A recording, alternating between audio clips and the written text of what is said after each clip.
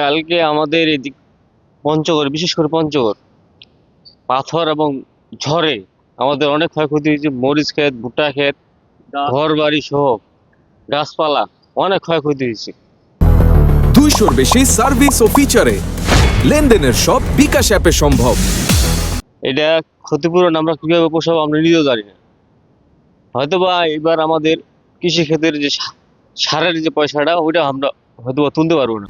আজকে রাত্রে শুক্রবার রাত থেকে এই ঝড় বৃষ্টি হঠাৎ করে এমন করে আসছে, এই যে ভুট্টা, মরিচ, আর অনেক ক্ষয়ক্ষতি, বাদাম, এগুলা মনে করো এই যে কীভাবে কী করবো আমরা কৃষকরা, এই যে আর কি ভেবে পাচ্ছি না। কালকে অনেক ঝড় বৃষ্টি হয়েছে, কালকে আমাদের অনেক হয়েছে, তারপরে গাছ ভাঙে আমাদের ঘরের উপর পড়ছে, টিন টুন সব ভাঙে গেছে, ঘরের অবস্থা খুব খারাপ আমাদের। এই ভুট্টা নিয়ে আমরা খুবই বিপজ্জনক। ভুট্টা, গম মনে করেন ভাঙে পড়ে গেছে, শুতে গেছে। আমরা এটা নিয়ে খুব দুশ্চিন্তায় আছি। এটা যদি মনে করেন কৃষি অফিসার বা মনে করেন ওরা যদি আমাদেরকে একটু সহযোগিতা করে তাহলে আমাদের অতি উত্তম ভালো হতো আর কি। আমরা খুব বিপজ্জনকে আছি আর কি।